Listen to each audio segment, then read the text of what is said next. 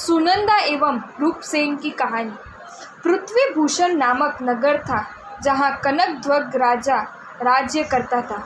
उसके यश में वृद्धि करने वाली और अपने नाम को सार्थक करने वाली उसकी यशोमती नामक रानी थी और गुणचंद्र एवं कीर्तिचंद्र नामक दो राजकुमार थे तथा गुणों की खान सुनंदा नामक एक राजकुमारी थी। सुनंदा केवल 12 वर्ष की थी। वह न तो पूर्ण रूपेण समझदार थी और न ही सर्वथा नादान। एक दिन वह राजमहल के झरोखे में से नगर की शोभा निहार रही थी। उस समय दूर दूर के मंदिरों में होने वाली आरतियों की ध्वनि तथा वन में से घर लौटती हुई गायों के गले में बंदी घंटिया की ध्वनि का सुमधुर संगीत चारों ओर व्याप्त था। गगन में तनिक तनिक अंतर पर तारों के द्वीप प्रज्वलित थे। प्रकृति सौम्य एवं आह्लादक थी। उस समय सुनंदा की दृष्टि एक घर में पड़ी और वह तुरंत स्थिर हो गई। नाथ, मेरा कोई अपराध नहीं है, व्यर्थ आप मुझे दंड न दें। मैं कुलीन एवं सुसंस्कारी नारी हूँ। मैंने कोई अधम कार्य नहीं किया, परंतु डंडे से पीटने वाला युवक तनिक भी ध्यान नहीं दे रहा था। उसे उसकी अनुनय विनय सुनने का भी अवकाश नहीं था। वह युवक उस स्त्री पर लात, घूसा, डंडे से प्रहार किए जा रहा था। वह स्त्री उसके चरणों में गिरकर कह रही थी, मेरी भूल नहीं है, आप जांच करो, मैं निर्दोष हूँ। सुनंदा अपनी सखियों को बुला लाई और स्त्री के दोषों की कल्पना करके पीटते हुए युवक को बताकर कहने लगी, स्त्री कितनी पराधीन है, संसार में क्या सुख है। दिन भर परिश्रम करके भी सास, ससुर एवं पति से दबकर रहना। स्त्री घर का दीपक है, घर की लक्ष्मी है, सौभाग्य का स्थान है।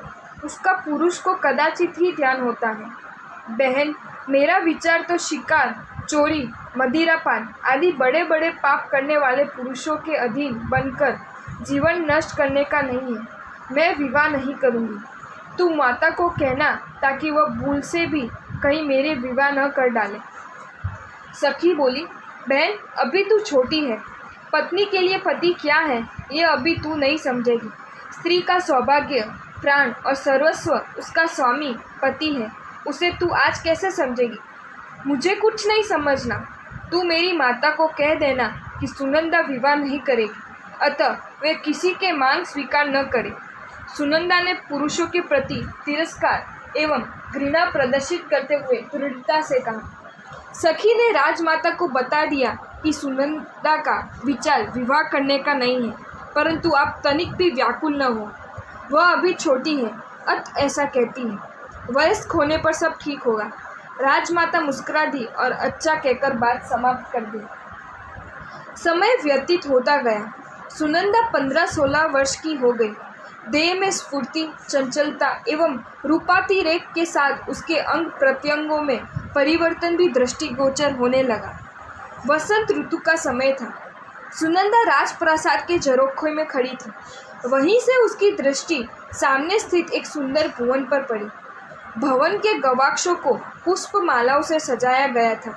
सुगंधित धूप से भवन महक रहा था और भवन के अंदर एक सुंदर पलंग पर बैठे हुए दंपति दो गुंदक देवतुल्य आनंद में मग्न थे। उनकी पांचों इंद्रियों को आनंदित करने वाली सारी साधन सामग्री उस भवन में उपलब्ध थी। दास दासी सेवा में उपस्थित थे। संगीत की मधुर स्वर लहरी उनके कान एवं हृदय को आनंदमय बना रही थी। खिलखिलाहट एवं हास्य से उनका आनंद प्रकट हो रहा था। सुनंदा के अंतर में अवर्णनीय झंझनाहट उत्पन्न हुई। जड़ी गई पुतली के समान वह एकदम स्थिर हो गई और एकाग्रता से निहारने लगी। उसका रोम रोम खड़ा हो गया और उसके मन में आभास होने लगा कि यदि ऐसा सुख प्राप्त हो तो कितना अच्छा हो। क्यों बहन, क्या ऐसा सुख तुझे प्रिय है। यह कहकर सखी ने उसे पुकारा। तब वह चौंक गई और सखी को समक्ष देखकर वह बोली, मेरा ऐसा भाग्य कहाँ कि मुझे ऐसा सुख प्राप्त हो। ऐसा मत कह, तू राजकुमारी है, तुझे इससे भी उत्तम वैभव और सुख प्राप्त होगा। ये किसने जाना है। सुनंदा निश्वास छोड़ते हुए बोली। सखी ने कहा, क्या मैं राजमाता को बात करूं कि सुनंदा विवाह करने की इच्छुक है। नहीं, अभी नहीं, क्योंकि आज तक विवाह नहीं करने का आग्रह था, अतः उनके मन में अनेक तर्क वितर्क उठेंगे, युक्ति से सब बताएंगे। काम विकार तो अग्नि है, अग्नि में ईंधन पड़ते ही वह भड़क उठती है। अतः ये देखकर जी न जला, नीचे चल कहकर सुनंदा का हाथ खींचकर सखी उसे नीचे ले गई। बाजार की ओर खुलने वाली खिड़की पर सुनंदा और उसकी सखी बैठी है। इतने में वसुदेव शेठ का पुत्र रूपसेन वहां होकर निकला और पान वाले पनवाड़ी की दुकान पर जा रुका। सुनंदा ने पल भर उसे नक्शिक निहारा और अपने देह में झंझनाहट का अनुभव किया। उसने सखी को कहा, सखी, कैसा सुंदर रूपवान युवक है, उसके नेत्र कैसे झुके हुए हैं, उसकी भुजाएं कैसी लंबी और देह कैसी प्रमाण युक्त एवं कमनीय है। सुनंदा, पुरुष जाति क्रूर है, क्या ये तू सब भूल गई? ये कहती हुई सखी ने सुनंदा को पूर्व का पुरुष जाति के तिरस्कार के प्रसंग का स्मरण कराया। सुनंदा ने कहा, सखी, तू समाजर होकर जले को और ना जला तो क्या करूं? सामने खड़े रूपसेन को मेरा एक संदेश दे आ। यदि वह चतुर होगा तो समझ जाएगा और चतुर नहीं होगा तो ऐसे अचतुर का संग करने से क्या लाभ। ला दे आती हूँ, कहती हुई सखी ने तत्परता दिखलाई।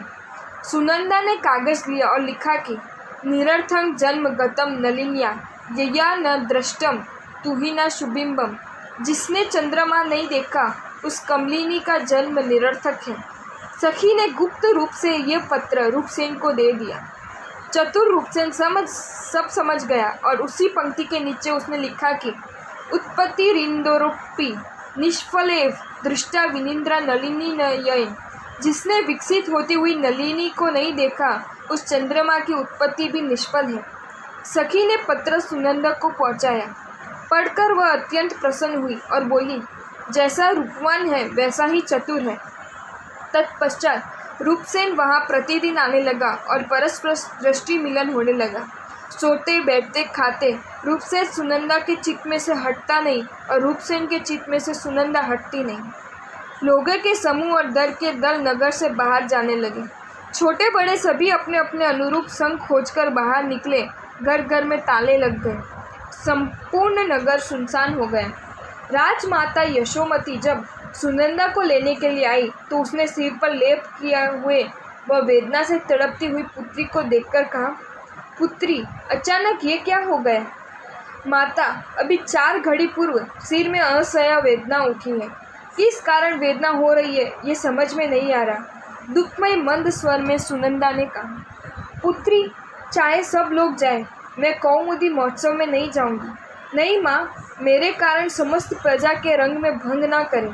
ऐसा तो मुझे अनेक बार हो जाता है, परंतु फिर वेदना शांत हो जाती है। तुम जाओ, ठीक होने पर मैं अपनी दोनों सखियों के साथ वहाँ आ जाऊंगी। तुम चिंता मत करो। यह कहकर सुनंदा ने अपने सेवकों के परिवार को भी माता के साथ कौमुदी महोत्सव में भेज दिया। राजमाता के चले जाने पर सुनंदा को शांति मिली। उसे लगा, दीर्घ काल से मैं जिसकी प्रतीक्षा करती थी, जिसका स्मरण करती थी, वह प्रियतम रूपसेन आज मुझे शांति से मिलेगा और हम परस्पर विरह वेदना शमन करेंगे। उसने अपनी शैया के निकट की खिड़की के जो पीछे की ओर थी वहाँ रस्सी की सीढ़ी लगा रखी थी और रूपसेन को उसे हिलाने की सूचना सखी के द्वारा पहुँचा दी थी।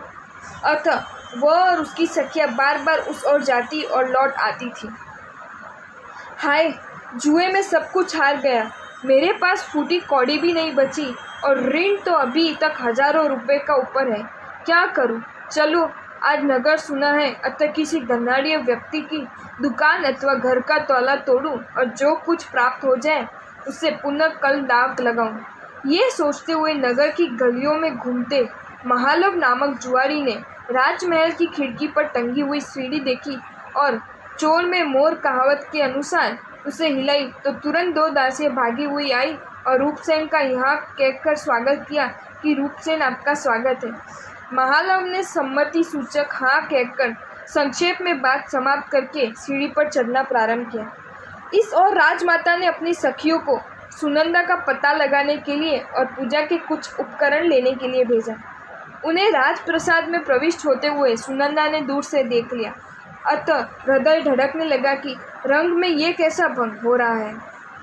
परंतु प्रत्युत्पन्न मति के अनुसार उसने समस्त दीप बुझवा दिए और सखी के द्वारा उन आने वाले स्त्रियों को कहलवा दिया कि कुमारी को दीप को दीपकों की ज्योति सहन नहीं होने से दीपक बुझवा दिए गए हैं और अब उन्हें तनिक नींद लगी है, अतः कोई बोलना मत। आगंतुक स्त्रियां राजमाता का पूजा का सामान लेकर लौटते समय आने का कहकर राजप्रसाद के दूसरे भाग में राजमाता के भवन की ओर मुड़ गई। महालव खिड़की पर आया, अतः एक सखी उसका हाथ पकड़कर उसे सुनंदा के पलंग के समीप ले गई और उसे कहा, रूपसेन श्रेष्ठी, आप तनिक भी बोलना मत। महालव मौन रहा। सुनंदा का स्पर्श होते ही घोर कामातुर जुआरी ने सुनंदा के साथ क्रीड़ा की और उसके वहाँ पड़े हुए आभूषण हस्तगत किए। इतने में सामने दीपक का प्रकाश दिखाई दिया। सखी दौड़ती हुई आई और कहने लगी, प्रियतम को अब विदा करो। सुनंदा बोली, प्रियतम, हमारा दुर्भाग्य है, दीर्घ काल के पश्चात हमारा संयोग हुआ, फिर भी हम कोई वार्तालाप कर नहीं सके। अभी तो आप जाइए, जब हम पुनः मिलेंगे तब सब बात करेंगे। जुआरी प्रसन्न हो गया और ये सोचता हुआ कि शकुन अच्छे हुए, राजकुमारी मिली और धन भी मिला, सीढ़ी से नीचे उतर गए। माता की सखियाँ आई। सुनंदा ने मंद स्वर में कहा, माता जी को कहना कि अब कुमारी के सिर की वेदना कम है, चिंता ना करें। अगर आपको ये वीडियो अच्छा लगा हो तो इस वीडियो को लाइक करें और मेरी channel Jain facts and stories को सब्सक्राइब करें। धन्यवाद।